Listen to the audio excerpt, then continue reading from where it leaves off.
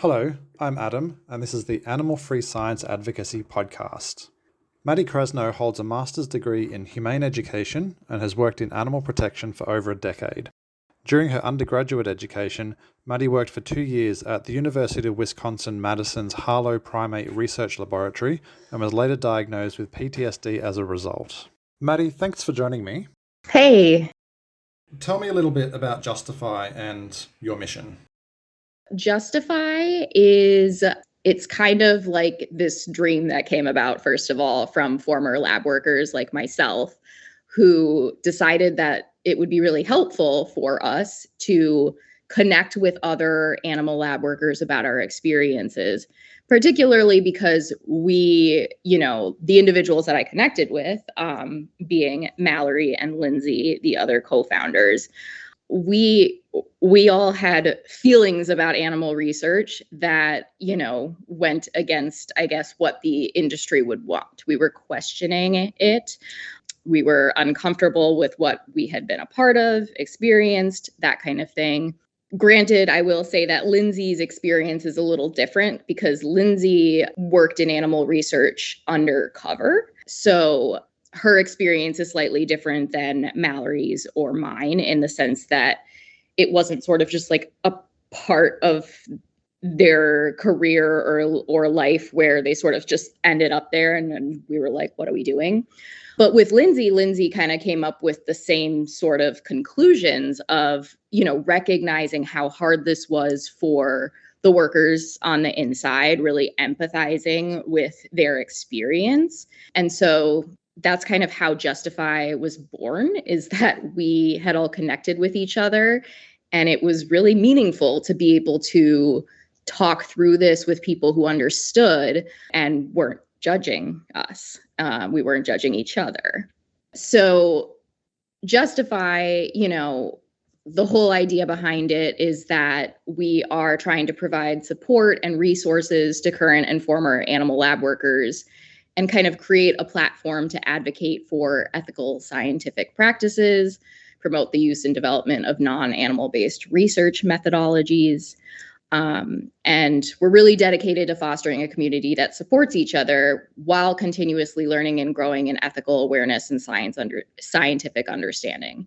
In other words, we just want to kind of create this space that, to our knowledge, hasn't really existed, where people who come out of the labs or may even still be in them and are kind of questioning what's going on, they have someone to turn to that is not in the industry, who's going to be trying to make them feel okay with what's going on or sort of be biased in that way.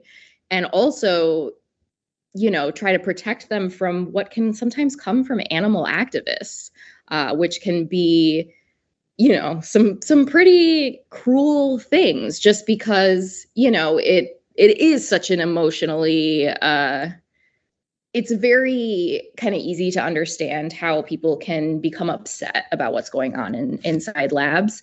I completely get that. I mean, especially as someone who's been in there, but at the same time, I realize that if we really want to encourage others to think about, what's going on there, especially the individuals who are inside there, and encourage them to change their mind, we need to welcome them to, come out on the other side and not feel ostracized. So, these are all of the different things we're sort of thinking about. The important thing is to keep in mind is that this is relatively new. It's only been like over a year, and the three of us are kind of doing this as like a side passion project on top of full-time jobs. But, we're still planning. We're still kind of like figuring out where this is going to go and, what's going to come of Justify. So you've said that you stayed for 2 years at the University of Wisconsin because you fear that your replacement may be less caring of the primates than you were. How common is this as a reason for those working with animals to remain in their positions? From those who I have spoken to at this point, or kind of, conversed with, it seems to be very common, actually. I think, there's this misunderstanding that everyone who gets involved in research has this like desire to be, poking and prodding at animals. And actually, a lot of us, including myself, get involved in research because we know there's animals and we love animals. And, this industry does a really good job of making everything seem really humane. Like they talk about all of these regulations and oversight committees, and you have this idea that this research saves lives, and you'll be contributing to something good, but also it's okay because the animals, they don't go through anything too bad. And so when I went into the lab, I truly did not know what I was getting myself into. I loved primates. I wanted to get some like hands-on experience so I could follow in the steps of Jane Goodall, and work in primate conservation. And it didn't take long for me to realize that sort of whatever vision I had of this, or whatever understanding I did have of animal research was not what it seemed. And I think an important part of this too is I didn't see much of any actual research. I wasn't involved in research. My job was to take care of the 500 plus monkeys that were in this building that were being bred and used for research. So my perspective even just came from their daily monotonous lives. And my job was to take care of them. Why is it important that we consider the well-being of those working with animals as we campaign to move away from using animals?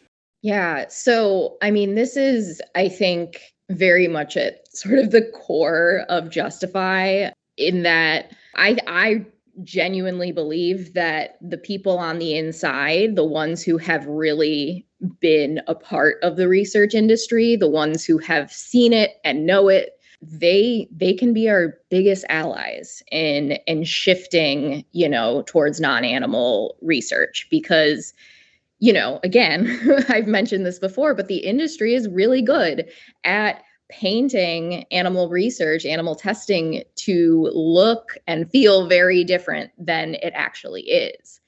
And the problem is that if we are out here demonizing animal lab workers, especially, the individuals like who would have been me, the people who are just in charge of caring for these animals, then we are discouraging them from coming forward and questioning what's going on. We're creating this us and them sort of scenario.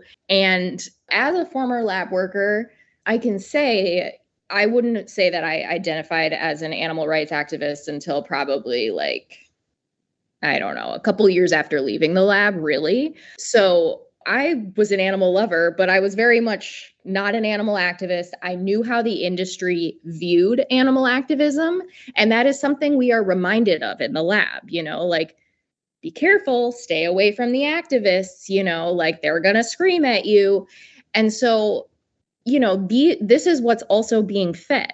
And so I think it's really important that we don't worsen our chances of helping these animals, because generally speaking, people want to talk to you if you're kind to them, right? It's that simple. And if you're just going up and being like, how could you do that? Someone's going to say, well, how could you do that? What's going on here? You're speaking to me like this. So it's really important that we recognize that we live in an imperfect world, that not everyone just wakes up and knows, oh my gosh, I've just had so many people say to me well, I would have left the first day, or I would have just known that this was horrible. And it's well, good for you. That is great. But the reality is that there's people get involved in animal research oftentimes either because they love animals and want to take care of animals,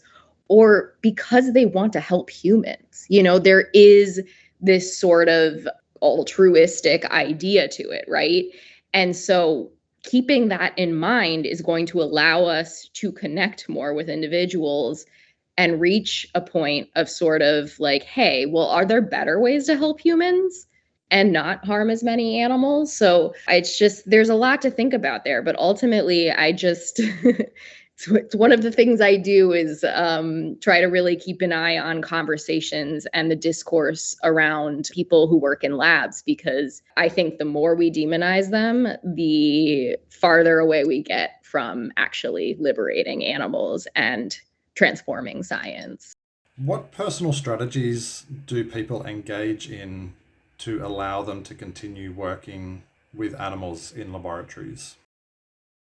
Well, from personal experience, I can say that I very much was dissociating, which it wasn't actually a conscious thing at the time. I didn't even know what dissociation was. When I worked in the lab, I was in my early 20s, so like 20, 21, 22. Very impressionable age, very much someone who just like obeyed authority, and even if I was sort of questioning things, was too afraid to say anything, which kind of played into like, how do I survive, right? And it was just kind of to, in a way, dissociate or like kind of remove myself from the situation somehow. And what that manifested in years later, which I, came to understand as I learned more about PTSD, which I was diagnosed with, and like memory suppression, because what I actually ended up doing was blocking out a lot of my time there, which remains blocked out. There are definitely specific memories I have and things that I do remember, but for someone who was in a lab for 2 years, you would think that I would be able to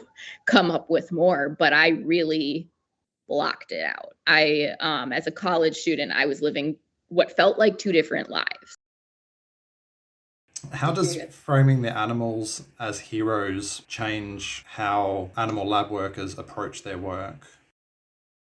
Talking about these animals as heroes is such an interesting, for lack of a better word, way to justify what is taking place. Because first of all, you're calling these individuals heroes, and they never consented to what is taking place. It's like, yeah, you're such a hero, but you would actually choose to not be, because who's going like these animals would not say like, here, just use my body. Like they are actively fighting back as much as they can, whether we're talking about a mice, a rabbit, a monkey. These animals are showing that they are fighting for themselves, even though unfortunately most of the time they don't stand much of a chance against humans. So the language itself is very misleading, because it just completely removes what should be their bodily autonomy and freedom from harm from the situation. But again, the industry is very compelling, and when people have these ideas that you just sacrifice X number of animals, or use this many heroes, however you want to say it, to get this result and save however many humans, people hold on to that and they believe it, because I think when it comes to science, there's the people who are totally anti-science, and then there's the people who are like, science is everything. And then there's the people who, like myself, are against animal research, against animal testing, but are considered to be anti-science because of that, which to me is absurd. But it's kind of, again, some of the propaganda that the industry tries to get across, that like, if you're against this, you must just be against progress. But their definition of progress is very different than my definition of progress. But again, it's just like the way we talk about these issues, the way we talk about the animals in the lab, the way we talk about the workers in the lab, it all matters. It all kind of shapes how we consider this industry and sort of the success of it, really, like how it's just been able to continue despite constant animal welfare violations, like here in the United States, where it's just like a slap on the wrist. You owe us like the cost of one monkey. And then they kind of like move on. So Some research institutes offer counselling or assistance programs to their employees. Have you had any experience with these programs? So I have not. That kind of thing, as far as I know, was not offered during my time, which would have been 10 years ago now, believe it or not, when I worked in the primate lab. I have seen that it's becoming more common to sort of try to include like compassion fatigue training, recognizing that especially the caretakers, people like what I did, it can be really tough to be working in this environment, seeing animals in this situation, being a part of it, all of these animals dying, and what that does to a person. So the industry has started to kind of incorporate some form of compassion fatigue training. I'm not sure how much that exists like across the board or anything, but in general, it's being talked about. I think the thing about it is unless you are hiring completely unassociated, like non-biased facilitators, psychologists, what the industry is most likely doing is helping people still feel okay about their participation in animal research, regardless of what they might actually be thinking. It's different than like going to a therapist and the therapist is going to be like, well, how do you feel about this? Like, do you like let you explore this? But, the industry doesn't want to lose people, right? So there's like this balance taking place. And it reminds me of this article that was, I don't know, it was maybe like a year ago that this article came out. And the article was talking about, it was a science.org article, like Science Magazine. And the title of the article was Suffering in Silence, Caring for Research Animals Can Take a Severe Mental Toll. And so, this whole article is talking about basically what we're talking about, that it's really difficult for people to love animals and be caring for them in a situation where ultimately they're being used against their will and they're going to die.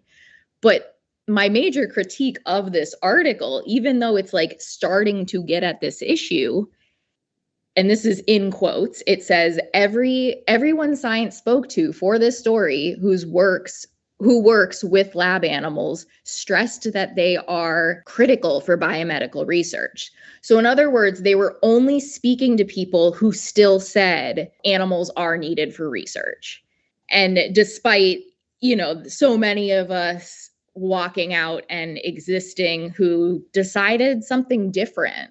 And so there's like already inherently in that article, this bias of you're not even letting the idea, be a possibility that people walk out of there traumatized themselves and also have changed their views about the necessity of animals for research.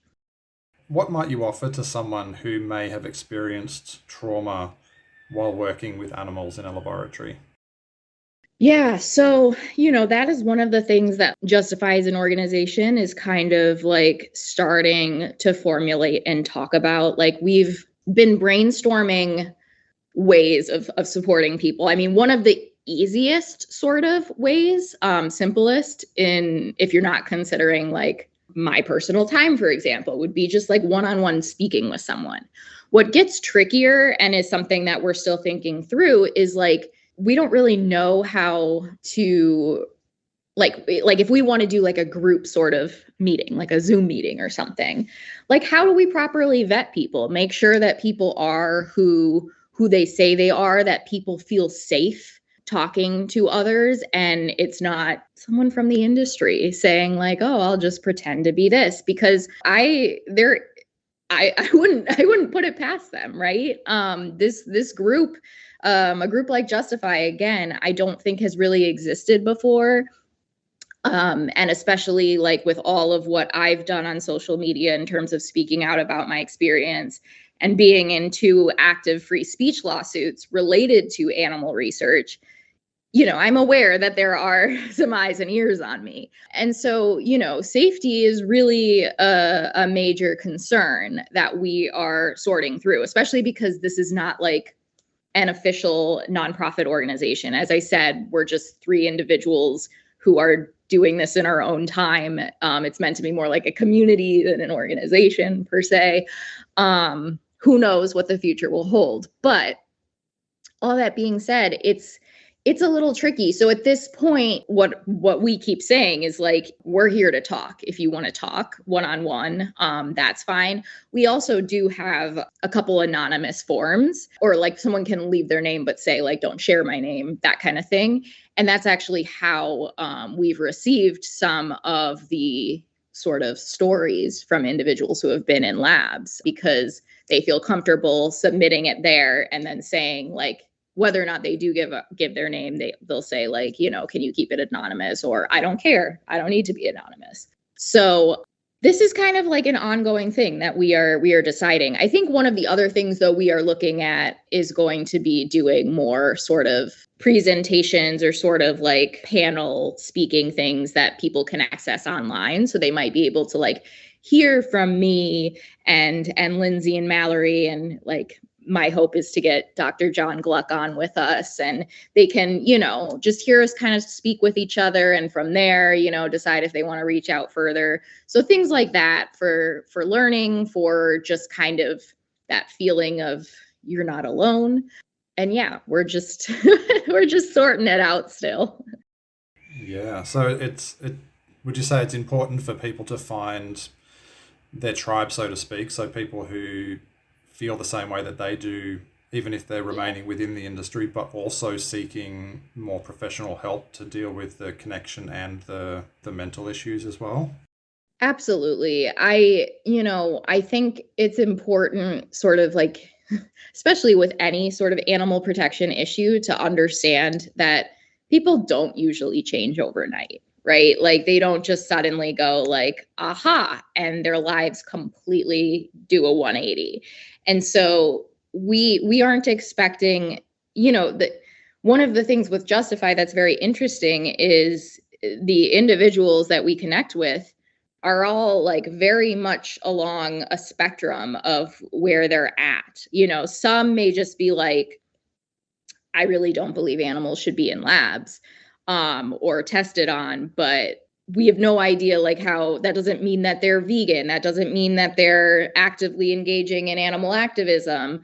Some people might say like, absolutely primates should not be tested on, but like, I'm not really sure how I feel about mice. And then, there might be, and there are like actual other like vegan animal rights activists who are like, this is what made me into an activist. And we are really trying to create a space where it doesn't matter where you are on that spectrum. If you are coming from this industry in any way and are sort of just feeling like you don't have the right people to connect with because you might be questioning something one way or another, we are here. Because truthfully, I still wonder what would have happened if I had been in therapy then, if someone had just kind of turned to me and really said like, how do you feel about this? Not like, how could you do this? Or, like the sort of accusatory. It's like, how are you feeling about this? Like what? Because one of the things that like a lot of, especially I think as a college student, people would be like, you're so lucky you get to play with monkeys all day. And it was like, that's not my job. But at the same time, it was like, well, that was a lot easier to be like, haha, yeah, and move on versus, be like, well, actually, this is what their lives are like. And this is what happened last weekend. And so, yeah, I think if the more people are able to connect with individuals who are not judging them and who aren't going to be trying to push them to stay aligned with the industry if that's not where they are, the more change that's going to take place and actually be better for humans and animals alike. What action can those working with animals in science take to work towards removing them from harm? If you could go back there now and think, well, now with my knowledge, what could I do in this situation to help work towards removing them from this? It's interesting for me to consider, like, okay, if I knew what I knew now and somehow I was back in the lab, what would I do? And, this is part of, I think, where the PTSD comes into play, because one of the things with PTSD is recurrent nightmares. And for so long, and I still have these dreams, but they're much more sporadic, would dream that I was back in the lab and was trying to take photos because I never took photos. I was afraid of authority, as I mentioned earlier. And so like I just had this idea that like there's probably cameras and they'll see me and then I'll get in trouble. And like getting in trouble was like the scariest idea to me. And so one of like my biggest regrets is just not better documenting what was going on. And at the same time, it's like, well, you weren't documenting what was going on because you were trying to forget it. As soon as you left the lab, you were walking into a different world because you didn't want to be thinking about this. And so it was a coping mechanism. It was it was how I survived. So, it's hard to sort of think about this idea of what would I do differently, especially knowing what I know now. Like I wouldn't be in there now, but at the same time, I understand why I was in there then. It's not like I wouldn't have been there now. And everyone should just know what I know, because, people aren't going to know that. So I think it's tricky. I think that one of the things that I really feel strongly about is that there should be some sort of unaffiliated psychologists, therapists available that should be, especially for students working in universities, because again, we're talking about young, impressionable people not having any idea of how actually traumatic it is to be contributing to harm to living beings. I mean, at the very basis of animal research is using someone's body against their will. And that changes you. And so for us to not view this work as inherently traumatic and to think about how it teaches people that some lives matter less, and how we don't think about the fact that then people can apply that not just to different species of animals or animals versus humans, but can also go on to apply that to different types of humans. This isn't that far off. And yet we act like there's like this cutoff where it's like, no, these are lab animals, and these are lab dogs, and this is the dog that's in my home, right? Like it's so arbitrary. So this work needs to be treated as inherently traumatic. But if it were to be treated as inherently traumatic, well, how is that going to really look to the outside world, right? Like then I think some of the curtain starts to go down, so to speak, or open up, whatever the phrase is I'm trying to come up with. Yeah, whatever a curtain does, maybe it just like flies open. I don't know. So, I think about what it's like to sort of be 20 again and be back in this situation where like this one weekend, 2 newborn monkeys had been recently born, but their mothers had rejected them. So we were hand feeding them, hand taking care of them, so to speak, until we could cross foster them to new moms. And that weekend, I came across one of them dead in an incubator. And the next day, the other one had a seizure and died in my hands. And like what that does to, a young person, let alone someone who loves animals and got involved because they love monkeys. They want to like take care of them. And it's so traumatizing. And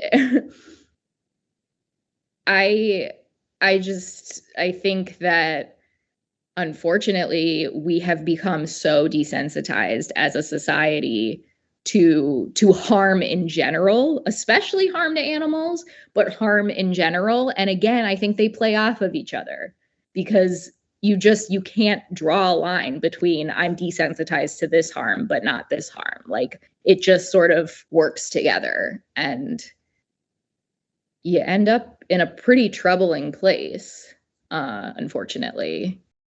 I remember my boss at the lab, she was technically like the director of animal care. So again, not working in research per se, but like in charge of all of us who were in charge of taking care of the colony, so to speak. And I specifically remember her one day saying, because there were a couple of these like the giant metal crates that sort of like there were just these tiny holes and you could tell that there were like monkeys in them, and they were up on like the people floor, the human floor, where they aren't usually. And she was saying that she said something like, I hate these days because I don't know where they're going. I don't know what's going to happen to them. Because we were a breeding facility, like there was research taking place, but they also bred monkeys and would send them to other labs. And so that was kind of like one of my memories of sort of like hearing this little bit of questioning, right? Like I recognize that I worry about what will happen to them there, even though, I can tell you stories that would already make you say like, well, what's happening to them here, right? But yeah, it's interesting because again, you're battling sort of your own like empathy and questioning with trying to justify that this industry is really important and needs to continue to function the way it's been functioning. And I'm guessing this takes place more often than anyone thinks it does. But the more we create this us and them narrative and call people, in these labs monsters, the worse it is for these animals, in my opinion. And the worse it is for human progress. I mean, this is the tangent that I cannot seem to stay off of anymore, is that when I started to look into how much money it goes into animal research. So for instance, here in the United States, they say that around $21 billion from the NIH, the National Institute of Health, goes into funding animal research every year. And I'm just sitting here like $21 billion. Meanwhile, pretty much like I could just, point to anyone I know and know that they're struggling to pay for their health insurance. They're struggling to access medications that already exist. They're struggling to justify paying for therapy, even though, God knows we all need it. You see all of these unhoused individuals who need shelter, water, good food. Instead of using this money to get people the resources that already exist and radically change their lives today, we continue to funnel it into this idea of like this miraculous cure that probably won't even be accessible to anyone if it happens. All right, I'll let you get back to your day. Thank you so much for chatting. Of course, yeah. Yeah. All right, take care. Thank you for all the work you do. Take care of yourself. Of course, you too. Yeah. I will try. Yeah. All right. See ya. Bye.